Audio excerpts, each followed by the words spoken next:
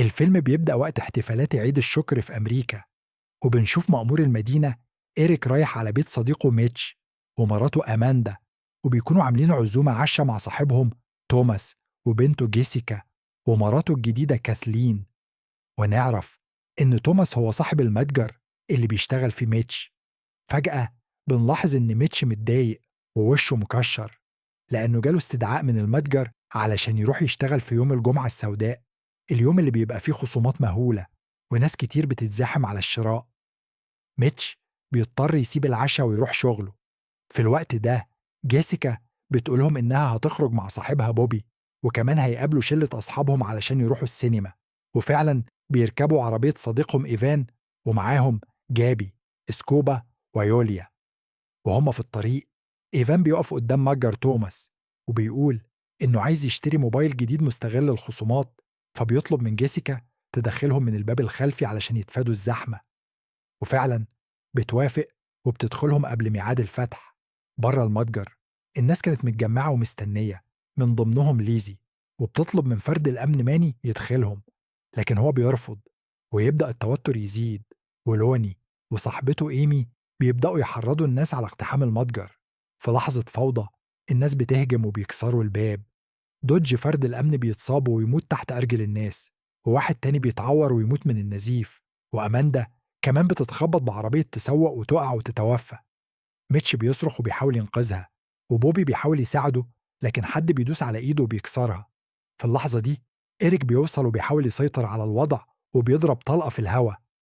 لكن الليلة دي بتتحول لكارثة. بعد سنة بيظهر شخص غريب بيتفرج على فيديو من اللي حصل يوم المذبحة في المتجر. الفيديو كان من تصوير إيفان ونزله على الإنترنت. وتوماس صاحب المتجر كان مصرح للصحف إن الكاميرات ما كانتش شغالة في اليوم ده، فالحكومة ما قدرتش توجه له أي تهم. لكن الشخص الغريب ده بيبدأ يخطط لانتقام، وبيظهر اسم غريب على الإنترنت، جون كارفر، اسم تاريخي، لكنه مستخدم من حساب مجهول بيربط نفسه بالفيديو واللي حصل.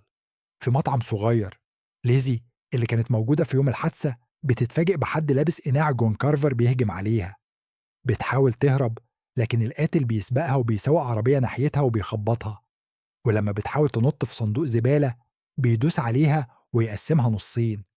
تاني يوم جوزها بيلاقي جثتها متعلقة على يافطة المتجر.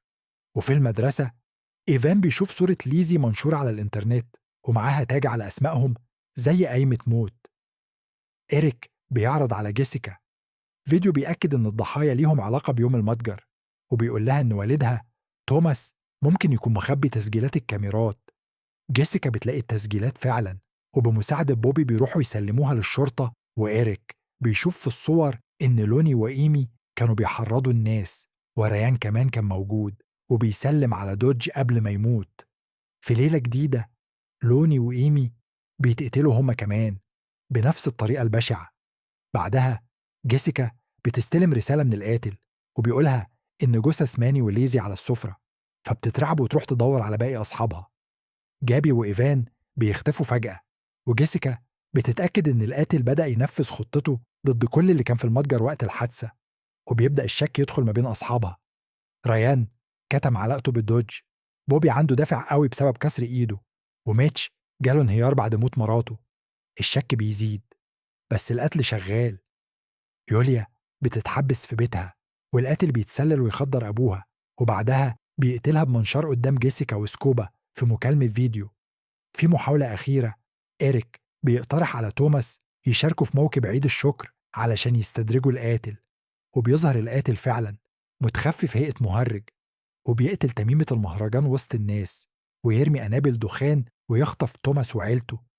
ولما بيفوقوا بيلاقوا نفسهم قاعدين على السفرة اللي كانت في صور القاتل، وجنبيهم جابي وإيفان متكتفين.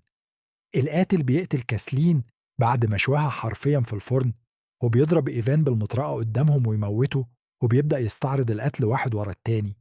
لكن جيسيكا بتستغل الختم اللي لابساه وتحرر نفسها وتساعد سكوبا إنه يهرب معاها.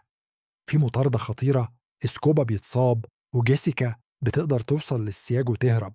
بره بتلاقي إيريك واقع قدام عربيته فاقد الوعي، لكنها بتلاحظ القاتل داخل مبنى قريب، فبتاخد مسدس إيريك وبتدخل تدور عليه.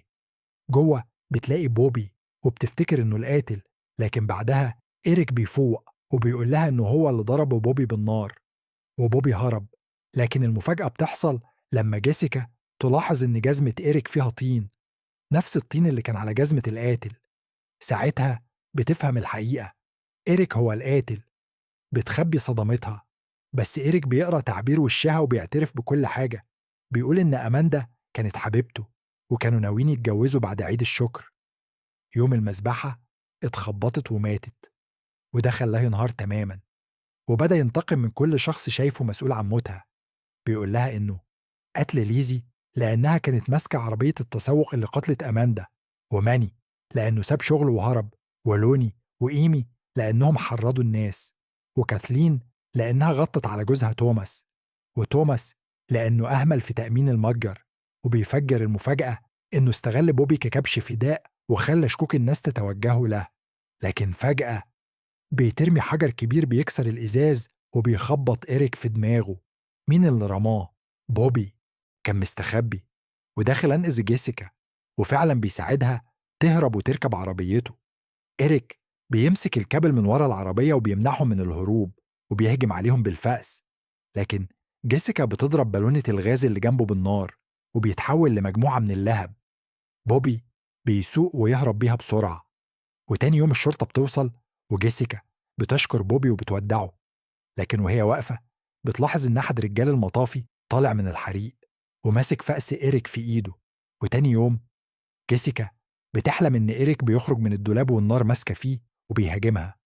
وبيخلص الفيلم على كده.